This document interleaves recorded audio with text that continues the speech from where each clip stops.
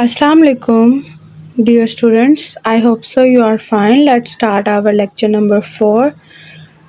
हम अब यूनिट 1 के ही एक्सरसाइज नंबर 1.3 करेंगे.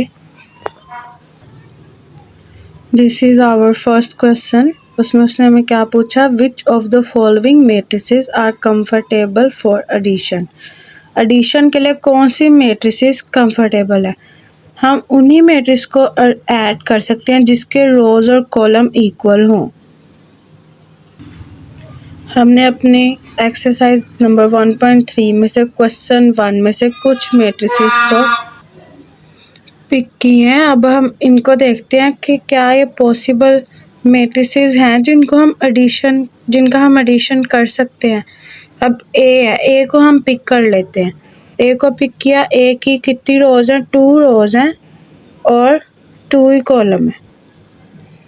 बी की 2 रोज हैं और 1 कॉलम है. और सी की भी 2 रोज हैं और 2 कॉलम है. हम इसका ऑर्डर भी फाइंड कर सकते हैं. और प्रैक्टिस के लिए हम इसको ये भी बता सकते हैं कि इनको आइडेंटिफाई करें. या ये और ये दोनों स्केयर मैट्रिसेस हैं और ये कॉलम मैट्रिसेस हैं. अब हमने क्या कहा था कि एडिशन का क्या रूल है. जब हमने मैट्रिसेस को ऐड करना है तो उसमें हमारी मैट्रिसेस के ऑर्डर सेम होने चाहिए, फिर ही हम उन्हें ऐड कर सकते हैं. अब हम ए और सी को ऐड कर सकते हैं. ए एंड सी आर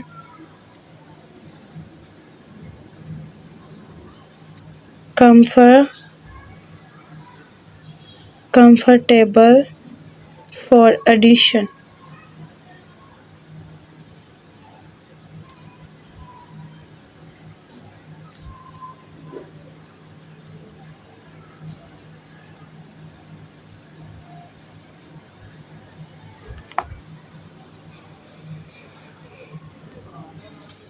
ये हमारा क्वेश्चन नंबर 2 है. इसमें उसने कहा है हमें एडिटिव इनवर्स फाइंड करने को.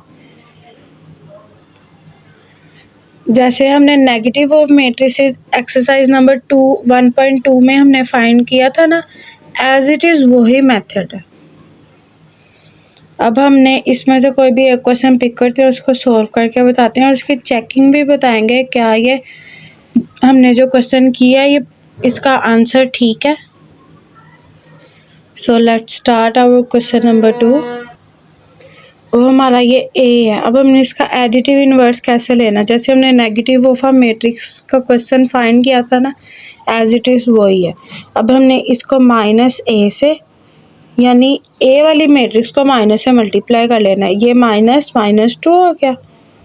माइनस जिसके साथ कोई साइन नहीं होता यानी प्लस होता है. माइनस प्लस -4, माइनस माइनस +2 और माइनस प्लस -1.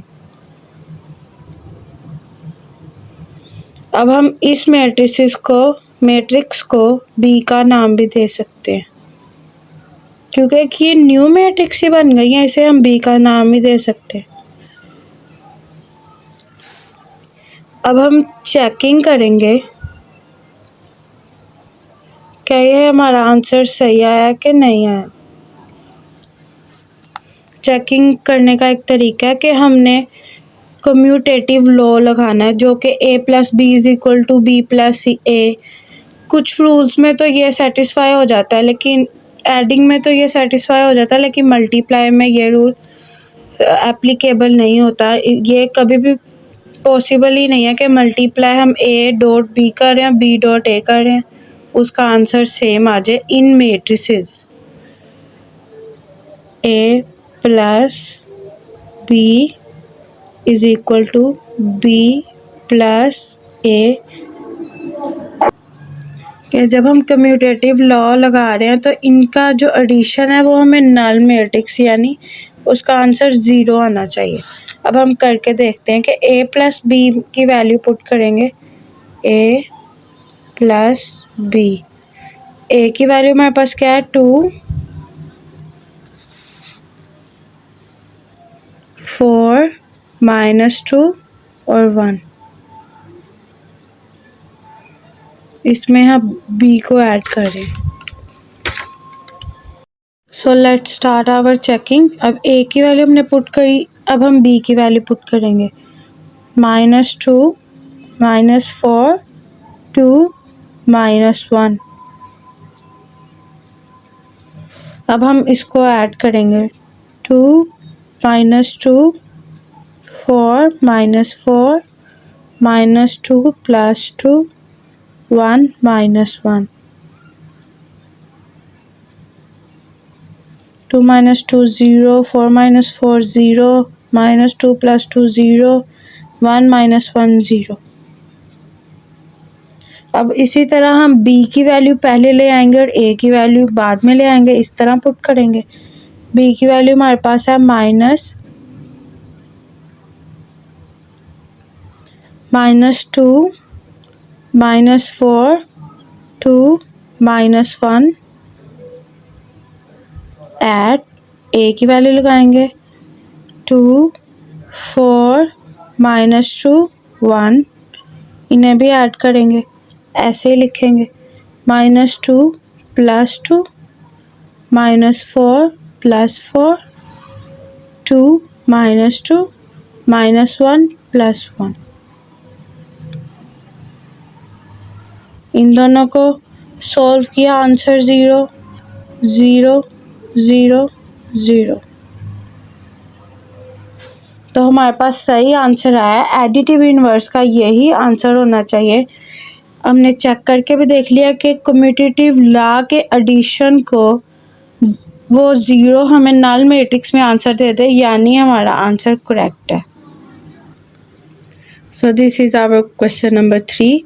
इसमें हम को उन्होंने डिफरेंट वैल्यूज़ दी हैं और सॉल्यूशन में उन्होंने कहा है कि इन टर्म्स को कंप्लीट करें, इन वैल्यूज़ में पुटिंग करें। जैसे ए उसने हमें दिया है, हमने यहाँ से ए की वैल्यू पिक करके इसमें पुट करनी है, यहाँ पे बी की वैल्यू पिक करके इसमें पुट करनी है, यहाँ पे सी की, यहाँ पे डी की। देखें एडिशन का रूल उन्होंने अगर अप्लाई किया है तो जिसमें वो ऐड करवा रहे हैं उसमें उनका आंसर, उनकी मैट्रिसेस और एडिशन वाली मैट्रिसेस जो हमने पुट करनी है उनका ऑर्डर सेम है, फिर ही वो ऐड हो रही हैं। चलें लेट्स स्टार्ट आवर सॉल्यूशन। अब हमने यहाँ, उन्होंने हमें मैट्रिसेस दे दी हैं कि इसको सॉल्व करें। अब हमने यहाँ पे ए की वैल्यू पुट कर देनी है, आपने लिखना है पुटिंग द वैल्यू ऑफ ए। तो हम पुट करेंगे -1 और यहाँ पे 2 2 1 और सेंटर में प्लस का साइन और ये वाली मैट्रिक्स एज इट इज़। फिर हमने ऐड कर देना -1 +1 2 +1 2 +1 1 +1 -1 +1 0 2 +1 3 2 +1 3 1 +1 2। ऑर्डर्स भी सेम है और हमने फाइंड कर लिया। अब सी के भी रो मैट्रिक्स है और ये वाले सी की भी रो मैट्रिक्स है। अब हम इस पर पुटिंग इजीली कर सकते हैं। पहले सी में पुटिंग किया 1 -1 2 प्लस -2 1 और 3। अब हमने ऐड किया 1 -2 -1 +1 2 +3। अगर हमारी रो मैट्रिक्स है तो हमने इसको ऐसे ही प्लस करना है, अगर हमारी कॉलम मैट्रिक्स है तो हमने ऐसे ही आगे आगे वाली वैल्यूज़ को ऐड करना है। इक्वल लगाना नहीं भूलना। 1 -2 -1 -1 +1 0 2 +3 5। This is our answer. अब हम एक क्वेश्चन उसमें से मल्टीप्लिकेशन का भी पिक किया है। जैसे हमने एडिटिव इन्वर्स निकाला था उसमें माइनस को ए के साथ हम मल्टीप्लाई कराते थे, ऐसे ही 3 को इन वैल्यूज़ के साथ मल्टीप्लाई कराना है। 3 एज इट इज़ लिखा और सी की वैल्यू लिखी 1 -1 2।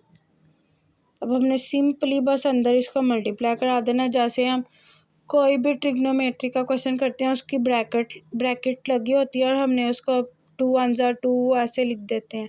इसी तरह ये भी एक ब्रैकेट है लेकिन स्क्वायर ब्रैकेट है, और इसको हम मैट्रिसेस वाले चैप्टर में इसको एक मैट्रिक्स का नाम दे देते हैं।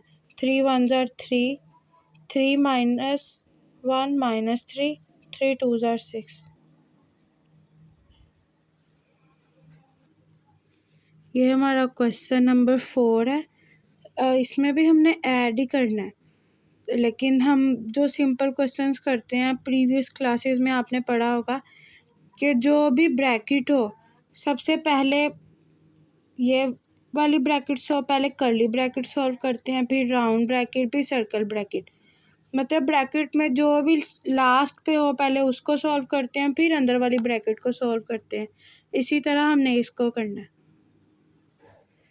अब हमारा ये क्वेश्चन है पूरा, इसमें से हम ये वाली ब्रैकेट को पहले सॉल्व करेंगे, यानी हमने इन दोनों वैल्यूज़ को ऐड करना है।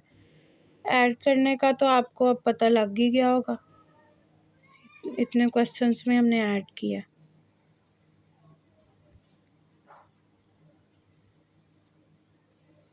एडिशन का यही रूल है कि ऑर्डर सेम होना चाहिए और जो उसके सामने वैल्यू है उसके ही बस उसके साथ ऐड कराना।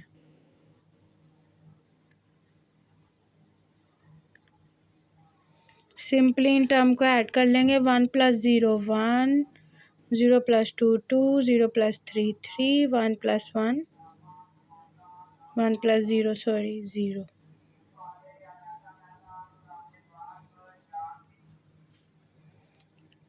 प्लस करेंगे। अब ब्रैकेट हमने सॉल्व कर ली, अब हम नेक्स्ट स्टेप की तरफ चलेंगे। इसको भी एज इट इज़ प्लस कर लेंगे। 1 + 1, 2 + 1, 3 + 0, 1 + 1, 1 + 1 2, 2 + 1 3, 3 + 0 3, 1 + 1 2। We getting the answer from this question.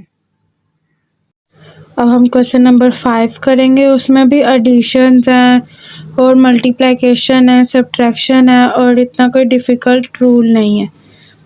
a + c या जैसे हमने इसको किया था आमने सामने वाली नंबर्स को प्लस किया था, एज इट इज़ इसमें करना है।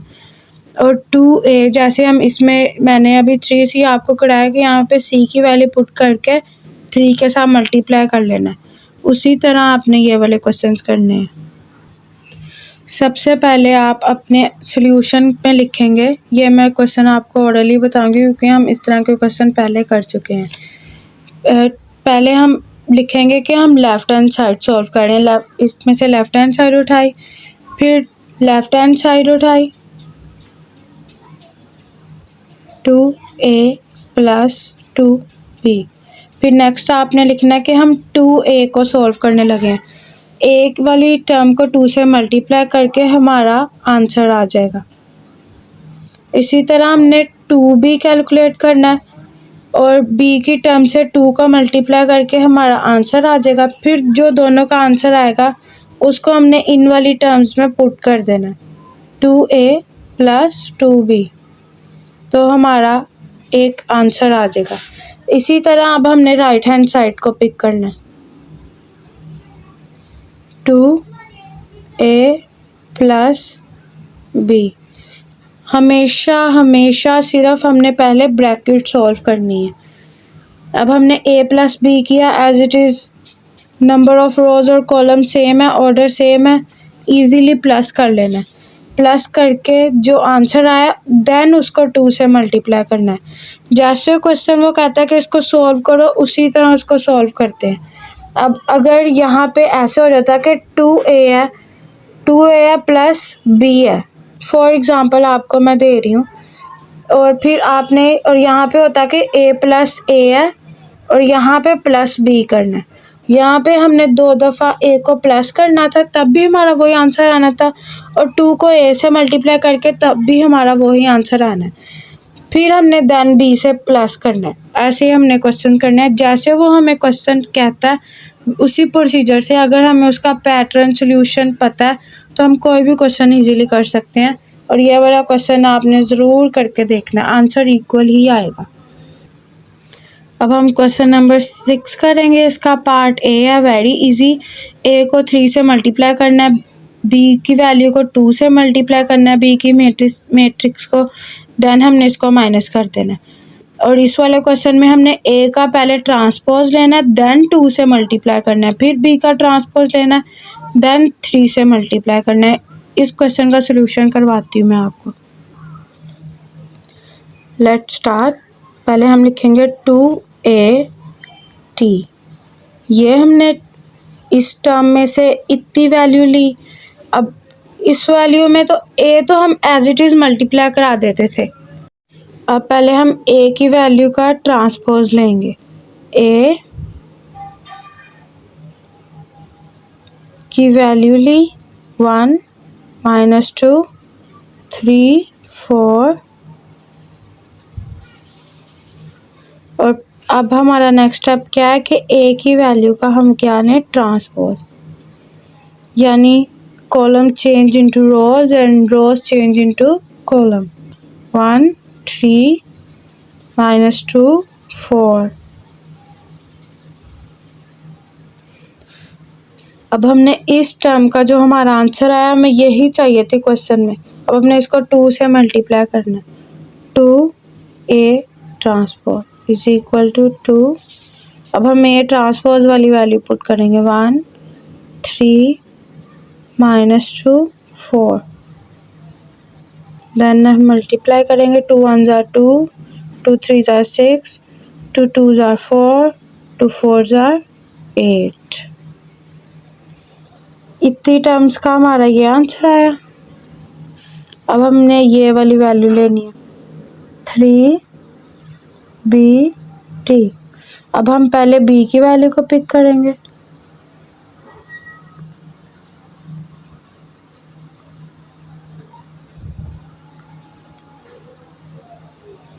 अब इसका हम ट्रांसपोज लेंगे। 0 -3 7 8। देन हम बी ट्रांसपोज आ गया। अब इसको यानी 3 से मल्टीप्लाई कराना है।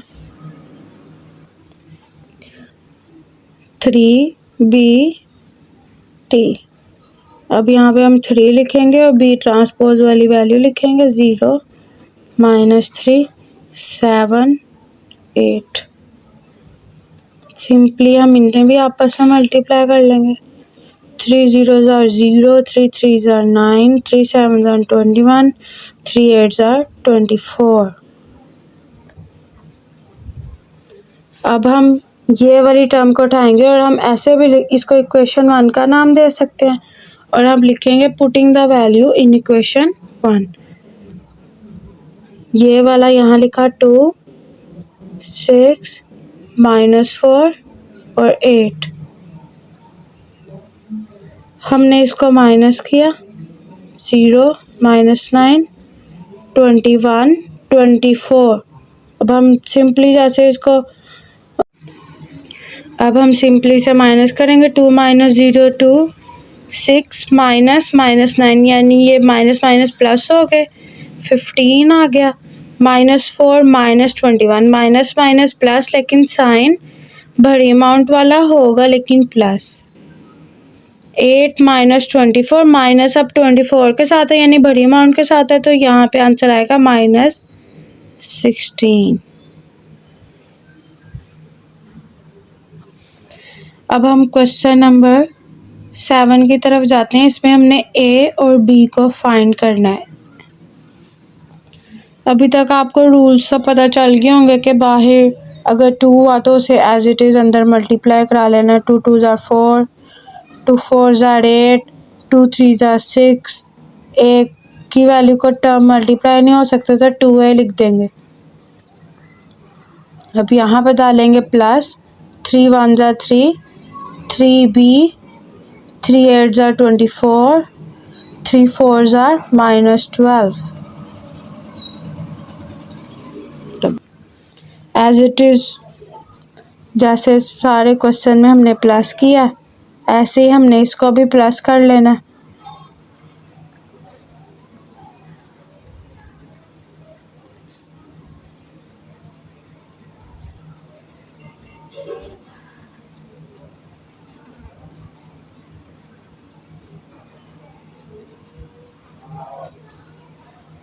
अब हम इन टर्म्स का तो सॉल्यूशन निकाल सकते हैं इजीली प्लस करके लेकिन इनके साथ वेरिएबल आ गए हैं, इसलिए हम इन्हें कैलकुलेट नहीं कर सकते। अब एज इट इज़ लिख देंगे 7 - 6 + 24 8 + 3b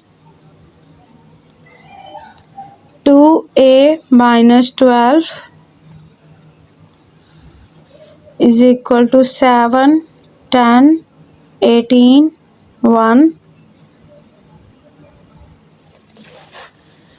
-6 + 24 हमारे पास क्या आंसर आएगा? सॉरी यहाँ पे 18 आना था, इसलिए अब हम इन दोनों टर्म्स को फाइंड करने के लिए इन दोनों के इक्वल्स रखेंगे। अब हमारी 2 इक्वेशंस बनेंगी। 8 + 3b = 10 2a - 12 = 1. This is my equation number 1 and this is equation number 2. I'm taking equation number 1 and let's solve this equation. 8 + 3b = 10. यहाँ 3b आया और यहाँ पे आया 10। अब ये 8 कांस्टेंट है यानी 8 उधर चला जाएगा, यहाँ पे ये प्लस हो रहा है, वहाँ जाके माइनस हो जाएगा। 3b = 2। अब ये दोनों इधर मल्टीप्लाई हो रही हैं, उधर जाके क्या हो जाएंगी? Divide. This is our answer. अब इस तरह ही हम लिखेंगे टेकिंग इक्वेशन नंबर 2 इस तरह इसके भी वेरिएबल को इधर रख लेंगे क्योंकि दूसरी तरफ कांस्टेंट है, हम कांस्टेंट ही उस तरफ लेकर जा सकते हैं। माइनस उधर जाके क्या हो गया? प्लस 2a 12 + 1 13 a इधर आया, ये इधर जाके डिवाइड हो रहा है and this is our answers. a का आंसर आया 13/2, b का आंसर आया 2/3। अब आप इन्हीं के आंसर्स इनमें पुटिंग करके देखेंगे, आपका यही आंसर आएगा। अभी चेकिंग करके देखते हैं। अब हम चेकिंग किस तरह कर सकते हैं कि इन टर्म में हमने वैल्यू पुट करनी है, हमारा आंसर 10 आना चाहिए। इस वैल्यू में हमने a की पुटिंग करी है, हमारा आंसर 1 आना चाहिए। अब हम चेकिंग करते हैं, इसमें पुटिंग करेंगे 8 + 3 2/3 3 3 से कट गया 8 + 2 we have answer and then 2.13/2 - 12 2 2 से कट गया 13 - 12 = 1। अब हमने चेकिंग की है, उसके इज इक्वल के उस तरफ 10 है और इसके इज इक्वल के इस तरफ 1 है, तो हमारा यही आंसर आया। So this is our last question of this exercise. इसमें उसने हमें कहा सिमेट्रिक और स्क्यू सिमेट्रिक की डिस्कशन हुई है इस क्वेश्चन में। अब सिमेट्रिक वो होता है कि जिसका आंसर, जिसे हम ट्रांसपोज लें, उसे सोल्व करें, उसका आंसर पॉजिटिव, तो उसका आंसर अगर पॉजिटिव में आए तो वो हमारी सिमेट्रिक मैट्रिक्स है, अगर उसका आंसर नेगेटिव में आए तो वो स्क्यू सिमेट्रिक है।